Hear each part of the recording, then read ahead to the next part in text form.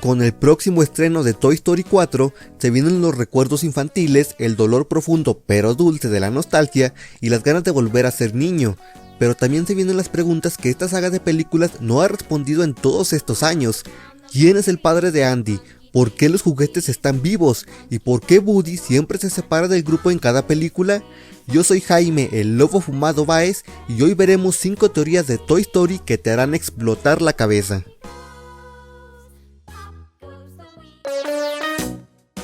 Teoría 1. El padre de Andy. Es extraño ver una serie o una película en la que uno de los padres esté ausente y no se explique la razón, pero en estas películas lo veo entendible dado que Andy en realidad no es el protagonista de la película. Sin embargo, a algunos sí nos pica la curiosidad de saber por qué nunca vemos al padre de Andy en las películas. Hay 2 posibles respuestas para esta pregunta: sus padres se divorciaron o el padre de Andy murió. Parecería que la respuesta se queda abierta, pero en realidad las películas nos dan muchas pistas para saber qué ocurrió en realidad. En la primera película vemos que Andy, su madre y su hermana se cambian de casa. Esto es algo que normalmente ocurre después de un divorcio, pero no paremos aquí.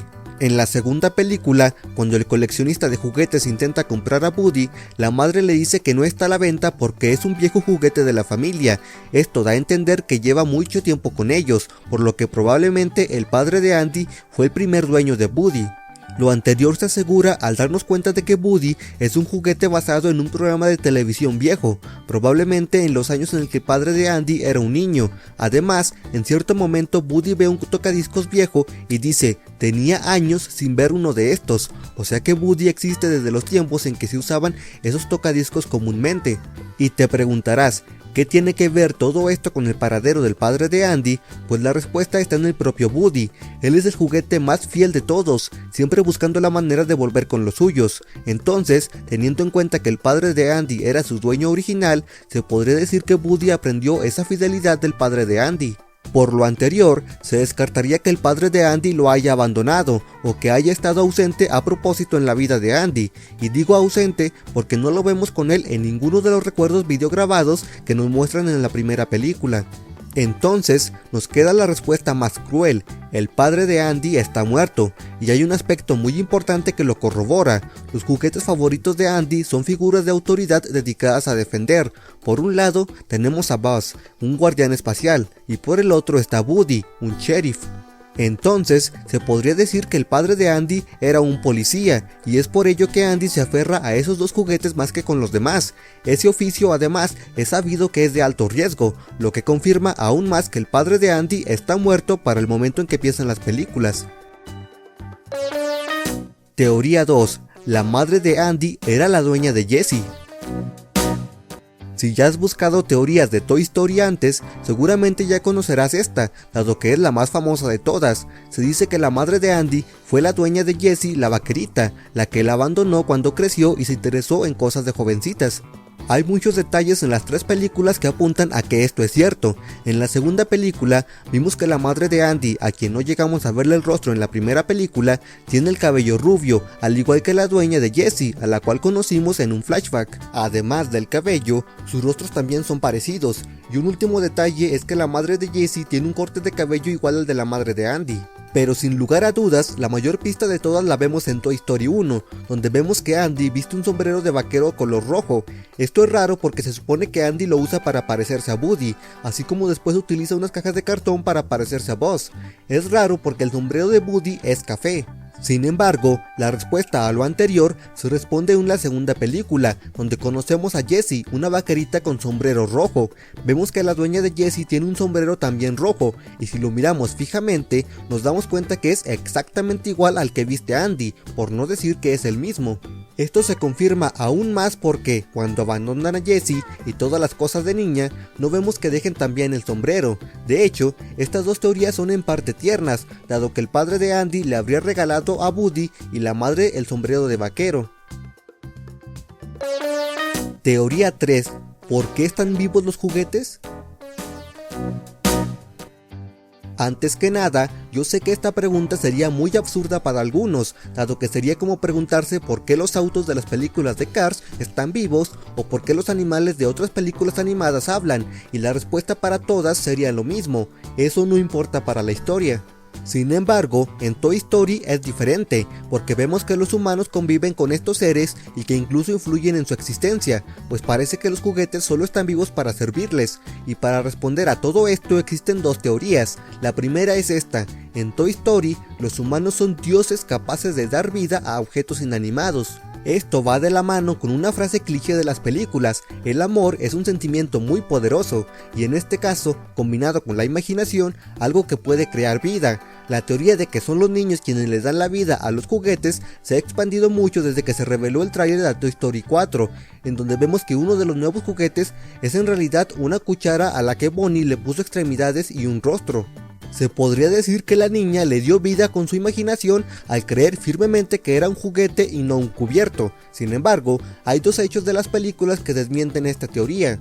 Primero que nada tenemos a Sid, quien nunca trató a sus juguetes con cariño ni jugó con ellos, se divertía modificándolos y en ningún momento los trató como seres vivos como lo hicieron Andy, Bonnie y otros niños de las películas, y, aún así, todos sus juguetes también tenían vida.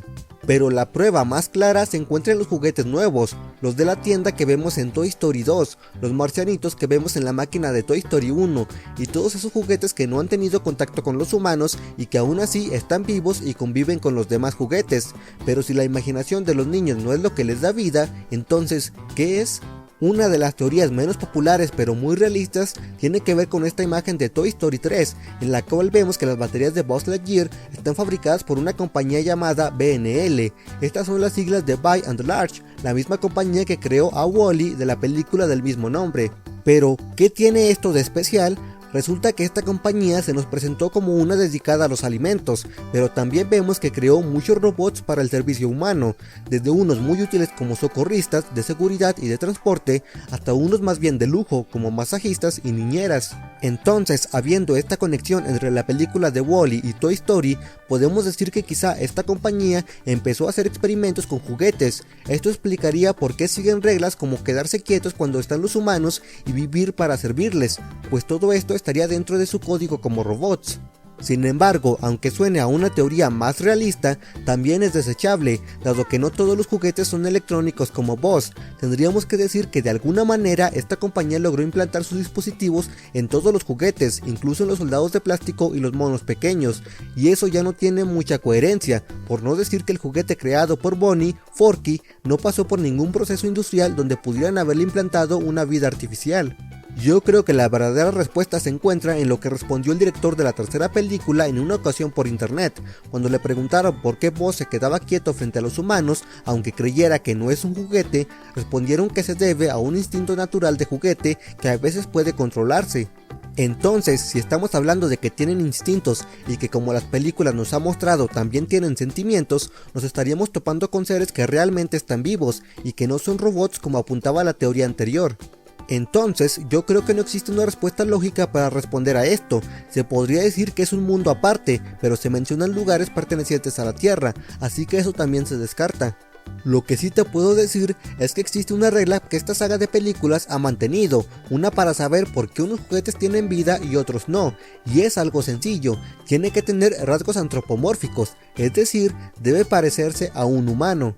En el cuarto de Andy vimos esto perfectamente aplicado. Cuando Buzz hace la escena de caer con estilo, vemos que utiliza a varios juguetes que no tienen ni rostro ni cuerpo humano y que debido a eso tampoco tienen vida. Y hay juguetes como el coche a control remoto que no tiene extremidades humanas, pero tiene ojos, y otro que es una ficha de hockey que no tiene rostro, pero sí brazos y piernas. Así que basta con que tenga algo parecido a lo humano o a un animal para que pueda cobrar vida. Teoría 4. El Holocausto. No sé si alguna vez has escuchado o leído que las historias de Disney están basadas en libros para niños que en realidad tienen partes terroríficas. Bueno, pues esto sería algo parecido. En Toy Story 3 vemos varias escenas y acontecimientos que son parecidos a lo que pasó durante una época terrible de la humanidad, el Holocausto. Tenemos hechos como que los protagonistas son apresados y torturados, como pasaba en los campos de concentración. Otra referencia sería el reinicio que le hicieron a Buzz para hacerle creer que lo que hacía estaba bien, lo cual sería como el lavado de cerebro que hacían los soldados nazis. Y por último tenemos el final, en el cual los protagonistas casi terminaron calcinados, y pues creo que sobra decir a qué terribles acontecimientos hace referencia esto. A mí en lo personal, no me gusta creer que una película para niños haya sido escrita y dirigida con un sentido oculto tan horrible, pero a la vez acepto que todas esas son similitudes muy claras, y si tú no conoces mucho sobre el Holocausto, te invito a que indagues un poco en el tema para conocer las consecuencias del racismo y la división humana, aspectos que aún a día de hoy siguen sin desaparecer del mundo. Teoría 5. La muerte de Woody. A diferencia de las anteriores, esta es una que acertará o se desmentirá dentro de muy poco, el día del estreno de la película. Es una teoría que dice que Woody morirá en esta cuarta entrega. Las pistas para esto son varias, y todas son muy desconsoladoras. Primero tenemos que el tráiler se enfoca casi exclusivamente en Woody, comenzando con un nudo que provoca el nuevo personaje Forky, pero enfocándose en Woody más que nada después de eso. Se ha dicho que el final de esta película será muy conmovedor, y no se me ocurre nada más triste que la despedida de Woody, más aún teniendo en cuenta que la película anterior tuvo un estupendo final, y las expectativas para esta están muy altas. Un dato más se encuentra en las pocas reseñas que podemos ver sobre esta película hasta el momento. Una de ellas, que se encuentra en Rotten Tomatoes, dice que esta película es entretenida y reconfortante, pero añade que probablemente es al final de esta saga de películas. ¿Y por qué se habría de pensar que esta sería la última? Pues quizás porque ya no tendremos a Woody para que las protagonice. Otra de las pruebas, también muy desconsoladora, es que en la portada de la película vemos a Woody haciendo una señal de despedida con el sombrero.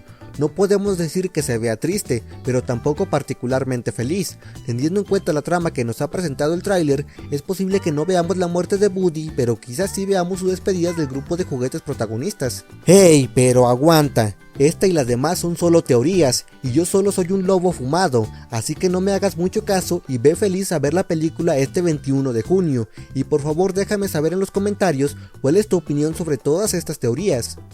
Te invito a que te suscribas para que no te pierdas más increíbles teorías del cine y la televisión, y aquí te dejo más videos que podrían interesarte para que les eches un vistazo si te da la gana. Que estés bien, hasta luego.